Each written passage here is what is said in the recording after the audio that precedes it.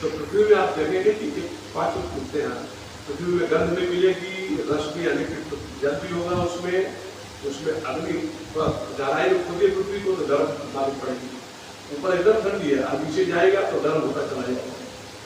अब उसमें स्पर्श, पृथ्वी को स्पर्श करते हैं, स्पर्श मालूम पड़ता है पृथ्वी में, और उसमें शब्द भी होता है। तो शब्द, स्पर्श, रूप, रस और गंध, ये 5 गुण पृथ्वी में है, जिसमें पृथ्वी का अपना गुण क्या है, गंध है। तो उसको, उसकी सत्वांश से आपकी नासिका घ्राण इंद्रिय बनी है, जो केवल गंध ले सकती है, ठीक है। यह 5 ज्ञान इंद्रिय आपके निर्माण हुई, और सभी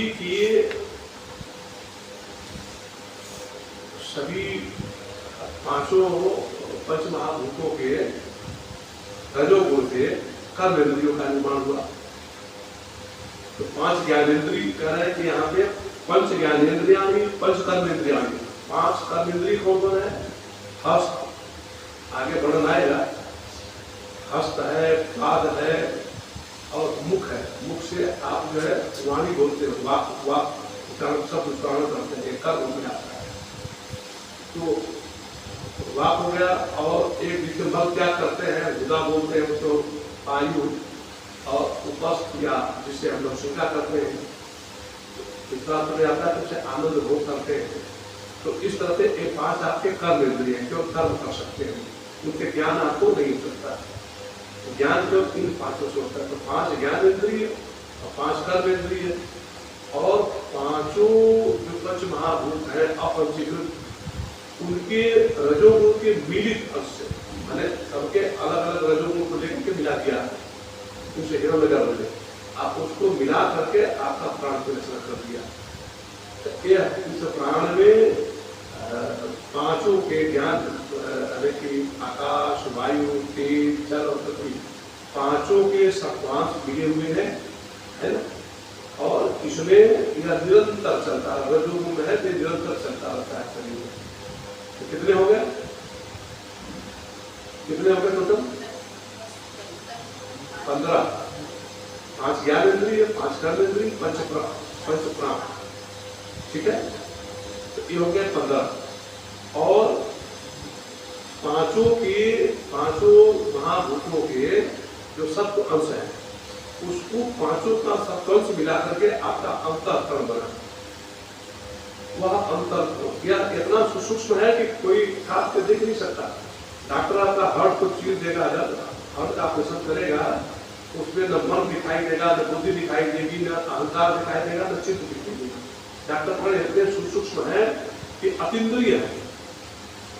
तो उसमें वो अंतर, आपके हृदय में वो अंतःकरण रहता है, भाव पदार्थ है। तो यह मन, बुद्धि, चित्त, अहंकार, इन दोनों में तो जो प्रबल जो है वो मन है और बुद्धि है। अहंकार और चित्त, इन्हीं दोनों का एक अलग वित्यात्मक भाव है।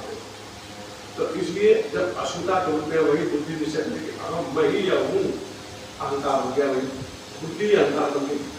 और मन इधर उधर जो भ्रमण करके जो जहाँ जहाँ जा करके आकर के प्राप्त करता है, वही सब अंकित होता चला जाता है, वही बन गया चित्त। चित्त में सब चीज अंकित होती है, और बाद में जब आप स्मरण करते हैं उसी चित्त से ही आप स्मरण करते हैं। स्मरण भी आप मन और बुद्धि की द्वारा ही करते हैं। तो इसलिए उसको केवल इंद्रिय, मन और बुद्धि होने के नाते 2 को दिया गया। तो 5 कर्मेंद्रिय, 5 ज्ञान इंद्रिय, 5 प्राण और मन और बुद्धि, ये 17 तत्व हो गए। तो कह रहे हैं कि इन 17 तत्वों का आगे कह रहे हैं कि पंच ज्ञानेन्द्रियाणि, पंच कर्मेंद्रियाणि, पंच प्राण आदयः, मनः च एकम, एक मन, बुद्धिश्चैका और एक बुद्धि, एवं सप्तदश कलाभि, यह 17 कलाएं हैं, यानी 17 तत्व हैं। सह यत् तिष्ठति, यह सब एक साथ जहाँ पर तिष्ठति बने निवास करते हैं, रहते हैं, वो कहाँ रहते हैं? हृदय। हृदय में ही यह वायु जो पंच प्राण कहा गया, तो पंच प्राण, प्राण वायु, अपान वायु, समवायु, हृदय में आकर के वो ये 2 जगह सम होता है, नाभि में भी सम होता है और हृदय में भी सम होता है। ये समवायु, समान वायु इसको बोलते हैं। उसके बाद ज्ञान वायु, कभी डकार वगैरह आती है ना, अज्ञान वायु से ही प्रेशर, मतलब नाभि से प्रेशर बनता है, तो वायु के द्वारा ही आपके सारे जो खाद्य पदार्थ हम खाते हैं, तो समस्त पदार्थ उस ज्ञान वायु से मस्तक तक पहुंचाया जाता है। यानी आपका बुद्धि जहाँ पे कार्य करती है, यहाँ तक रक्त कोशिकाएं, रक्त जो है यहाँ तक पहुंचने का ज्ञान वायु करता है। और यहाँ से नीचे आपके चरण तक सारा का सारा ब्लड का सर्कुलेशन पहुंचाने का उदान वायु करता है। और जितने आपके बॉडी के लिए नुकसानदायक जो गैस आदि बनते हैं, उसको भी बाहर निकाल देता है। और ज्ञान वायु भी कुछ गैस ऐसे बनते हैं जो आपके बॉडी के लिए नुकसानदायक है, तो उनको ज्ञान वायु प्रकाश के माध्यम से बाहर निकाल देता है। ये पंच वायु जो है प्राण, पंच प्राण और मन बुद्धि को लेकर के 17 तत्वों का मिला करके ये यद तिष्ठति, जहाँ पे रहता है तब सूक्ष्म शरीरम, उसी को सूक्ष्म शरीर यानी यूनियन ऑफ ऑल दीज कर्मेंद्रिय, ज्ञानेंद्रिय, प्राणादि, मन एंड बुद्धि, ये 17 तत्वों को यूनियन जो बना, इसी को कहा दिया सूक्ष्म शरीर। आगे कहते हैं पंच ज्ञानेन्द्रियाणि कानि। पंच ज्ञानेन्द्रिय क्या है? अब उसका मतलब श्रोतम, त्वक, चक्षु, रसना, घ्राणम इति पंच ज्ञानेन्द्रियाणि। आपको बताया मैंने, श्रोत्र, त्वक, रसना, श्रोत्र, त्वक, चक्षु, रसना और घ्राण, ये 5 ज्ञानेन्द्रियाणि। पांचों के अलग अलग देवता हैं। श्रोत्र से इसके देवता कौन है? वाग देव, दिग देवता है। त्वचा के वायु देवता है। चक्षुषा सूर्य, चक्षु के सूर्य देवता है। रसनाया वरुण, रसना के वरुण देवता है। और घ्राणस्य अश्विनौ, घ्राण के गंध के अश्विनी देवता है। ये ज्ञानेन्द्रिय देवता है। श्रोत्र का विषय क्या है? शब्द ग्रहणम। त्वचा का विषय है स्पर्श ग्रहणम। चक्षु का विषय है रूप ग्रहणम। रसना का विषय है रस ग्रहणम। घ्राण का विषय क्या है? गंध ग्रहणम। तो यह अपने अपने विषय को ही ग्रहण करते हैं। अगर विचार करिए, इंद्रिय किससे बना? इंद्रिय किससे बना? इंद्रिय बना आकाश, वायु, ये सब किससे उत्पन्न? माया से उत्पन्न है। आप उनके ही द्वारा ये आपके ज्ञान इंद्रिय, कर्म इंद्रिय, पंचप्राण उत्पन्न हुए, ठीक? और उनके ही निहित जो गुण है, उन्हीं गुणों को ये अपने में ले रहे हैं और दे रहे हैं। यही तो करना है। इसी को भगवान कृष्ण गीता में जाकर आपको समझाते हैं कि मतलब हम कुछ नहीं कर रहे हैं, इसमें चेतन आत्मा में कुछ करते ही नहीं है। बिल्कुल आपका तो क्या बात है? गुणा गुणेश वर्तन, गुण ही गुण में वर्तन हो रहा है। एक गुण दूसरे में जाकर के फिर उसी का उत्पादन करके फिर उसका कुछ और चाहते हैं, कुछ और बन जा रहा है। इसी में हम मुक्त होकर के फंसे हुए। गुण ही गुण होता है। जो ज्ञानी हो जाता है उसको दृष्टि को देखता है कि मैं तो नहीं हूँ। आकाश से बना हुआ मेरा स्रोत, ये उसके वाणी को सुनता है। मैं कुछ मैं तो बैठा हुआ हूँ, इस शरीर में आम मैं तो कृष्ण हूँ, कुछ नहीं करने वाला हूँ।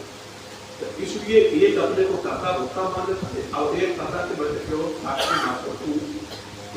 जब आत्मा को वर्णन कहा ना साक्षी मात्र, अवस्था त्रय साक्षी मात्र। आगे कह रहे हैं कि ये कर्मेंद्रियाणि कानि। कर्मेंद्रिय क्या है? वाक्, प्राण, पाद, वायु, उपस्थानी इति पंच कर्मेंद्रियाणि। आपको पंच कर्मेंद्रियों का बता दिया हमने कि हस्त, पाद, मुख, वाणी, जिसको वाणी बोलते हैं, वाक बोलते हैं, वाक और वायु, ये आपके पंच कर्मेंद्रिय हो गए। पांचों के अलग अलग देवता हैं। क्या वाणी के देवता, वाणी बने अग्नि देवता है। हस्त के इंद्र देवता है।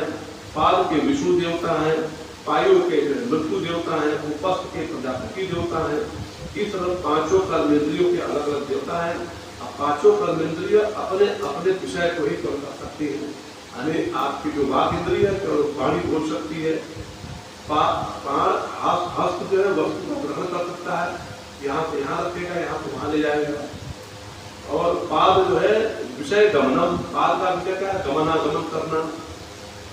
और कह रहे हैं कि पायो, पायो का क्या है? मल त्याग। शरीर में जितने भी कमोगुणी रूप जो मल पर बन जाता है, जो हम अन्न खाते हैं, कुछ भी खाते हैं,